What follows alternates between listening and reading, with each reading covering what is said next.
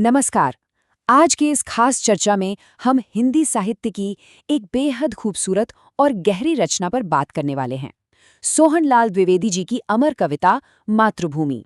ये कविता महज कुछ शब्दों का जोड़ नहीं है, बल्कि हमारे पूरे राष्ट्र की आत्मा का एक सजीव दर्शन है।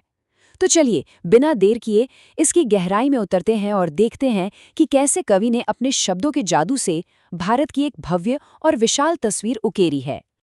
आज हम अपनी इस चर्चा को इन 5 मुख्य बिंदुओं में बांटेंगे। पहला, कविता का परिचय। दूसरा, भारत की भौगोलिक सुंदरता। तीसरा, प्रकृति का मनमोहक चित्रण। चौथा, ऐतिहासिक और पौराणिक धरोहर। और अंत में, मातृभूमि के विविध रूप। चलिए सबसे पहले खंड से शुरुआत करते हैं, कविता का परिचय। किसी भी महान रचना को पूरी तरह समझने के लिए उसे एक संपूर्ण कलाकृति के नजरिए से देखना बहुत जरूरी होता है।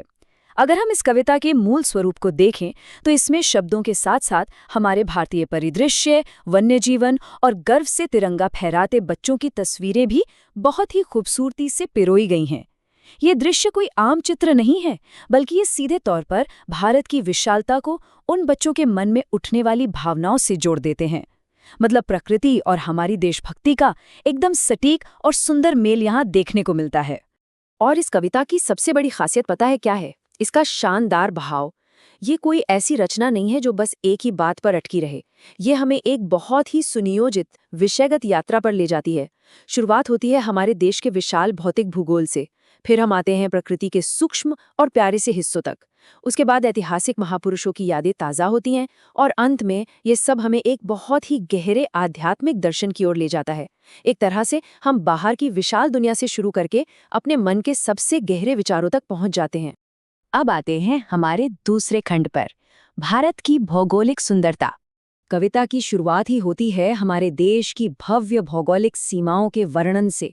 इसे पढ़ते ही मन में एक अजीब सा आश्चर्य और सम्मान भर जाता है। कवि ने यहाँ मानवीकरण यानी चीजों को एक जीवित इंसान की तरह दिखाने का क्या कमाल का इस्तेमाल किया है। जरा सोचिए, ऊंचा खड़ा हिमालय जैसे आसमान चूमने की कोशिश कर रहा हो, और नीचे विशाल सिंधु सागर जो रोज इस धरती के चरणों में झुककर मानो प्रणाम कर रहा है। इसके साथ ही गंगा, यमुना और त्रिवेणी जैसी पवित्र नदियों की जगमगाती लहरें इस पूरे नज़ारे में एक गजब की चमक बिखेर देती हैं। ये पंक्तियां सीधा दिल में उतर जाती हैं। इसी सुंदरता को समेटते हुए जो पंक्तियां बार बार उभर कर सामने आती हैं वो हैं, वह पुण्य भूमि मेरी, वह स्वर्ण भूमि मेरी, वह जन्मभूमि मेरी, वह मातृभूमि मेरी। ये शब्द सिर्फ एक पंक्ति नहीं है, बल्कि एक गहरा एहसास है। ये हमें बताते हैं कि हम सिर्फ किसी जमीन के भौतिक टुकड़े की बात नहीं कर रहे हैं, बल्कि उसे एक पुण्य और स्वर्ण मातृभूमि का दर्जा दे रहे हैं। ये पंक्तियां इस बात का एहसास कराती हैं कि ये मिट्टी हमारे लिए कितनी पवित्र है। अब आगे बढ़ते हैं तीसरे खंड की तरफ, प्रकृति का मनमोहक चित्रण। विशाल पहाड़ों और सीमाओं से थोड़ा अंदर की तरफ आएं तो कविता का अंदाज बदल सा जाता है। अब बात सिर्फ देखने की नहीं है, बल्कि महसूस करने की है। पहाड़ियों से गिरते हुए झरनों की आवाज, झाड़ियों में चहकती छोटी छोटी चिड़ियां और कोयल की वो मीठी सी पुकार। इतना ही नहीं, घनी अमराइयों यानी आम के बागों के बीच से बहकर आने वाली मलय पर्वत की ठंडी ठंडी हवा का जिक्र भी है। जब हम इसे पढ़ते हैं तो सच में ऐसा लगता है जैसे वो ताज़ा हवा सीधे हमें छूकर गुजर रही हो, तन और मन दोनों को एकदम तरोताज़ा कर रही हो। इसके बाद आता है हमारा चौथा खंड, ऐतिहासिक और पौराणिक धरोहर। प्रकृति की इस अद्भुत सुंदरता के बाद कविता हमें उन महान हस्तियों की याद दिलाती है जिनका जीवन इसी मिट्टी से जुड़ा था। ये कोई आम धरती नहीं है, यहीं राम और सीता का जन्म हुआ था। यहीं श्री कृष्ण ने अपनी बांसुरी से गीता का वो पवित्र और अमर ज्ञान दुनिया को दिया, और यहीं गौतम बुद्ध ने जन्म लेकर पूरी दुनिया को दया, करुणा और शांति का पाठ पढ़ाया।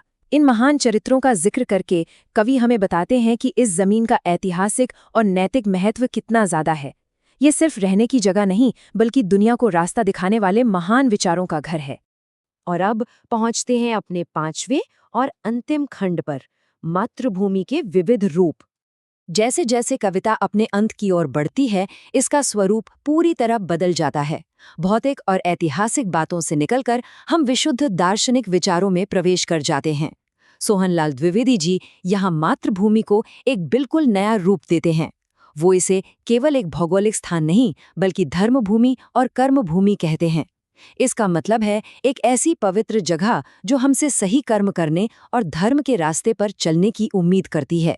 यह हमें याद दिलाती है कि यहाँ सिर्फ जन्म लेना काफी नहीं है, बल्कि सच्चे और अच्छे कर्म करना भी हमारी सबसे बड़ी जिम्मेदारी है।